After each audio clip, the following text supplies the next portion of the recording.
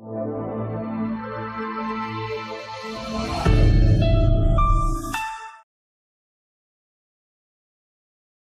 everyone, how are you all doing? Welcome to your English class. Today we are going to start with a new book which is Grammar Champions of Class 3 by Vani Publications.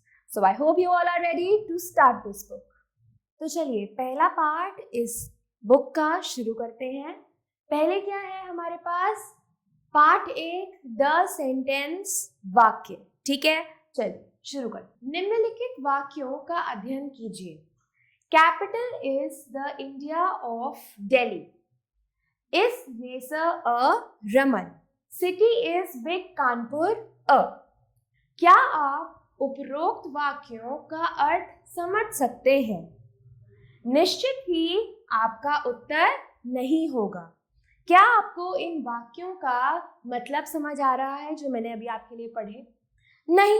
हमें इस वाक्य से capital is the India of Delhi, क्या हमें इस वाक्य से कुछ समझ आ रहा है? नहीं आ रहा. सिटी इज बिग कानपुर अ, क्या हमें इस वाक्य से समझ आ रहा है कुछ? नहीं, हमें नहीं समझ आ रहा. आइए अब उपरोक्त वाक्यों में शब्दों को पुनः व्यवस्थित करें और उन्हें फिर से पढ़ें. अब हमें ये जो ऊपर वाले वाक्य है इनके अंदर जो शब्द है उन्हें क्या करना है? रीअरेंज करना है और इनको फिर से पढ़ना है. चलिए देखते हैं. Delhi is the capital of India. Raman is a racer. Kanpur is a big city. ठीक है, तो क्या अब आपको इन 3 वाक्यों का मतलब समझ आ रहा है? बिल्कुल आ रहा है. Delhi is the capital of India, हमें समझ आ रहा है कि जो दिल्ली है वो इंडिया का कैपिटल है. दिल्ली भारत की राजधानी है, हमें समझ आ रहा है. क्या अब शब्दों वर्ड्स का कोई मतलब है? आप कहेंगे हाँ बिल्कुल. अब जो हमने शब्द पढ़े, अब जो हमने ये शब्दों का समूह है पूरा जिन्हें हम वाक्य बोलते हैं, जो हमने वाक्य पढ़ा इसका हमें कुछ ना कुछ मतलब मिल रहा है, हमें कुछ समझ आ रहा है. चलिए आगे देखते हैं. तो यह स्पष्ट मतलब क्लियर हो जाता है. क्या क्लियर हो जाता है? A sentence is a group of words arranged in a systematic order so that it makes complete sense. तो sentence क्या होता है? Sentence एक group of words होता है. ठीक है, शब्दों का समूह होता है जिन्हें हम एक स्पष्ट रूप से उन्हें हम अरेंज कर रहे हैं, व्यवस्थित तरीके से, व्यवस्थित क्रम में उसे हम लिख रहे हैं और उसका कोई मतलब निकल कर आ रहा है. ठीक है, तो यही एक सेंटेंस होता है. चलिए, एक वाक्य व्यवस्थित क्रम में व्यवस्थित शब्दों का एक समूह है जिससे कि इसका पूरा अर्थ निकले.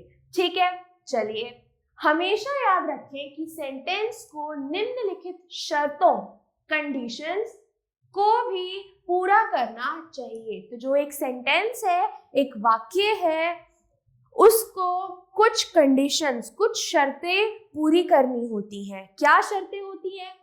यह हमेशा कैपिटल लेटर से शुरू होना चाहिए.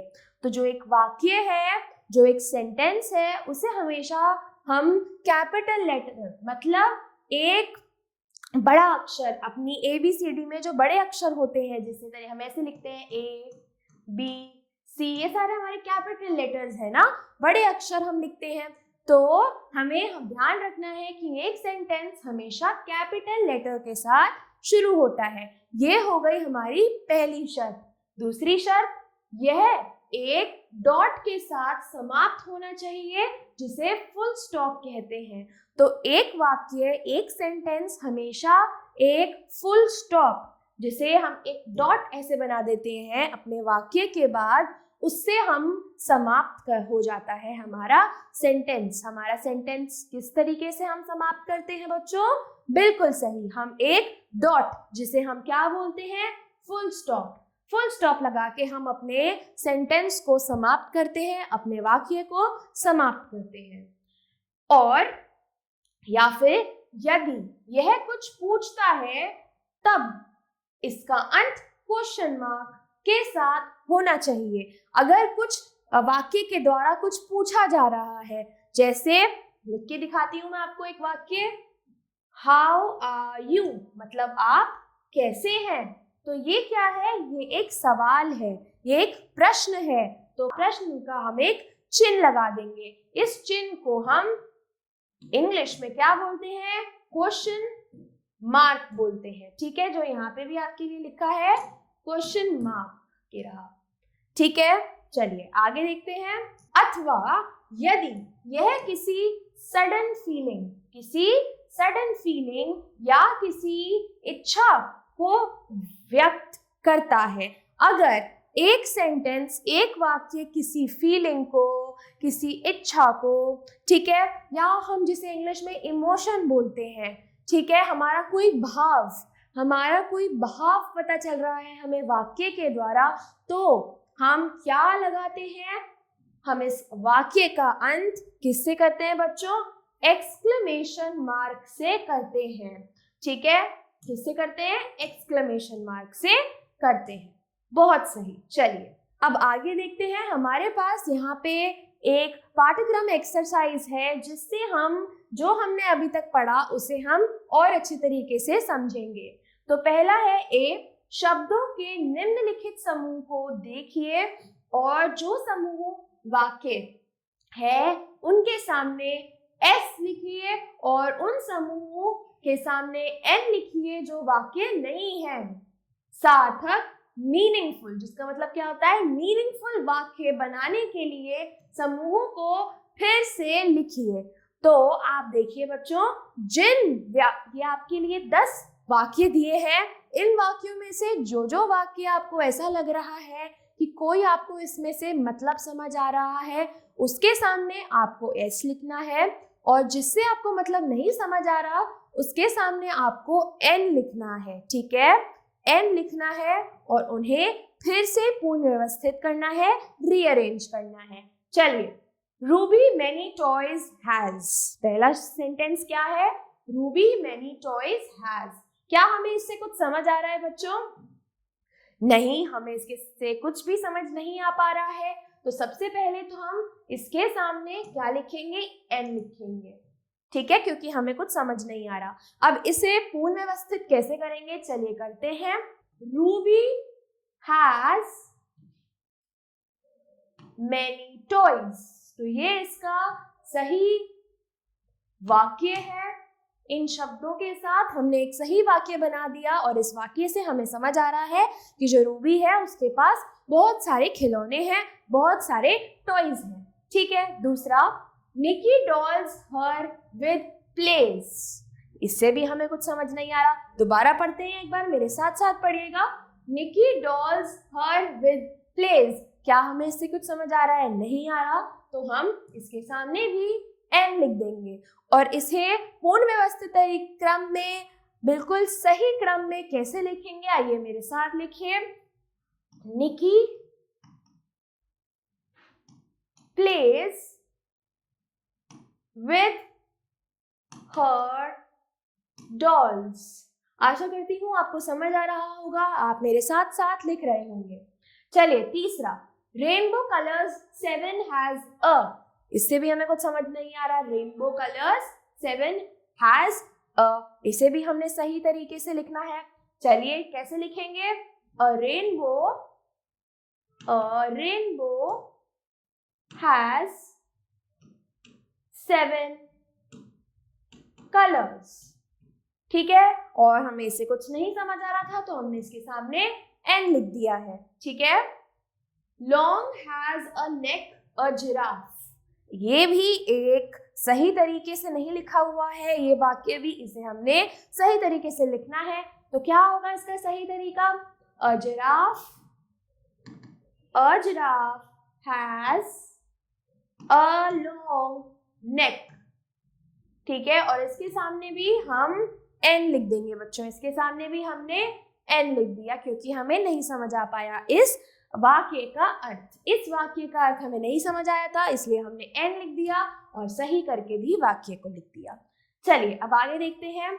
She with grand parents lives her, इससे कुछ समझ आ रहा है आपको? She with grand parents lives her, नहीं समझ आ रहा, तो सबसे पहले तो हमने यहाँ पे क्या लिख दिया, एन लिख दिया, ठीक है।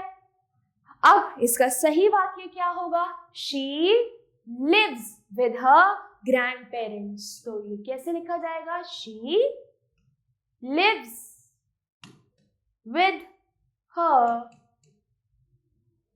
ग्रैंड पेरेंट्स, ठीक है बच्चों, ग्रैंड पेरेंट्स। आपको समझ आ गया होगा। और देखो मैंने आपको क्या समझाया था, एक जो हमारा वाक्य है उसे हमेशा हम एक कैपिटल लेटर से शुरू करते हैं। तो आप देख रहे होंगे यहाँ पे, आपने देखा होगा मैंने हर वाक्य में पहला जो मेरा शब्द है उसका पहला लेटर मैंने क्या बनाया है, बड़ा बनाया है, कैपिटल बनाया है। और अंत में हर सेंटेंस के बाद फुल स्टॉप हमें लगाना होता है, हमें एक चिन्ह लगाना होता है, इस तरीके की डॉट लगानी होती है जिसे हम फुल स्टॉप कहते हैं बच्चों, तो आप भी जरूर लगाइएगा। चलिए एक और करते हैं, the chasing cat is rat the, इससे भी हमें कुछ समझ नहीं आ रहा, the chasing cat is rat the, तो इसे भी हम अब सही तरीके से कैसे लिखेंगे, आइए लिखते हैं मेरे साथ, the cat is chasing the rat, और अंत में हमने लगा दिया एक फुल स्टॉप। अंत में फुल स्टॉप लगाना बिल्कुल नहीं भूलिए, क्योंकि ये हमारी एक वाक्य की कुछ शर्तें हैं जो हमें हमेशा पूरी करनी है, ठीक है। चलिए अब 7वां, 8वां, 9वां और 10वां, 7th, 8th, 9th and 10th, ये आप अपने होमवर्क में अपने घर के, जब आप फिर से इन्हें पढ़ेंगे तो आप घर पे इसको ट्राई करेंगे, घर पे इसको प्रैक्टिस करेंगे, ठीक है। तो हम यहाँ पे होमवर्क लिख देते हैं। चलिए अब आगे चलते हैं बच्चों। अगला है बी, निम्नलिखित शब्दों के समूह कंप्लीट थॉट्स व्यक्त नहीं करते हैं, निम्नलिखित में से प्रत्येक में कुछ और शब्द जोड़कर उन्हें मीनिंगफुल सेंटेंस में बदलिए। आप बॉक्स की इसे सहायता ले सकते हैं। चलिए समझते हैं हमें इसमें क्या करना है। ये कुछ आपके लिए वाक्य दिए हैं, पर ये पूरे वाक्य नहीं है, ये इनकम्प्लीट है, मतलब ये पूरे नहीं है, तो इन्हें हमें पूरा करना है। हम इस डिब्बे की मदद ले सकते हैं। पहला, डैश फ्रॉम द मार्केट, तो चलिए बॉक्स के अंदर जाते हैं, डिब्बे में देखते हैं, तो यहाँ पे क्या हो सकता है, ये हो सकता है I bought a pen, सो हम यहाँ पे लिखेंगे I bought a pen from the market, ठीक है बच्चों, तो पहला हमने कर लिया। दूसरा, डैश इज वेरी टेस्टी, तो क्या लिख सकते हैं, very beautiful, the naughty boy, I bought a pen, ये तो हो गया तो इसे हटा देते हैं। On the wall this Apple, बिल्कुल सही आप सोच रहे हैं, इसका उत्तर होगा दिस एप्पल, तो आंसर लिखेंगे हम यहाँ पे this Apple is very tasty, ठीक है।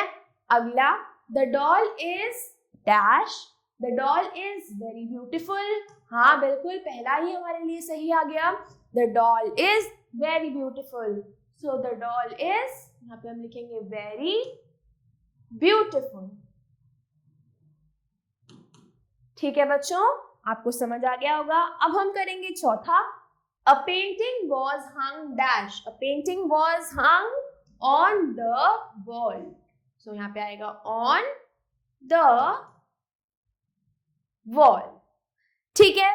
आगे चलते हैं, the teacher scolded dash, the teacher scolded the naughty boy, बिल्कुल सही, तो मेरे साथ साथ लिखिए द नॉटी बॉय। बच्चों आप देख रहे होंगे जो जो वाक्य में हम शुरुआत ही कर रहे हैं, हम शुरुआत में ही हमारा खाली स्थान है, उसके अंदर हम पहला शब्द जो है कैपिटल बना रहे हैं, बड़ा बना रहे हैं, पर जो वाक्य को हम बीच से पूरा कर रहे हैं, ठीक है, जैसे the doll is very beautiful, ये हम वेरी ब्यूटिफुल हमने बीच में लिखा ना, तो हम इसके अंदर जो ये वी है पहला शब्द छोटा बना रहे हैं, क्योंकि इसकी शुरुआत पहले से ही हो रखी है बच्चों, ठीक है। चलिए सी पार्ट, निम्नलिखित शब्द समूह की सहायता से वाक्य बनाइए। यह आपके पास शब्द हैं कुछ, इन शब्दों से आपको एक पूरा वाक्य बनाना है जिसका कोई अर्थ निकलता हो। सबसे पहला इन द स्कूल, तो आपको एक ऐसा वाक्य बनाना है जिसके अंदर ये शब्द इन द स्कूल आते हो। तो चलिए देखते हैं। पहला मैं यहाँ लिख रही हूँ वाक्य, क्या लिख सकते हो आप? सही सोच रहे हैं बच्चों, we study in the school. अगर आपके दिमाग में कुछ और भी आ रहा हो और उस वाक्य से आपको कुछ मतलब समझ आ रहा हो तो आप वो भी लिख सकते हैं। ध्यान रखिएगा, पहला हम बनाएंगे कैपिटल, W बना capital, we study in the school, और आखिर में हम बना देंगे फुल स्टॉप। ठीक है, दूसरा देखेंगे बिहाइंड द कार, तो आप क्या लिख सकते हैं यहाँ पे?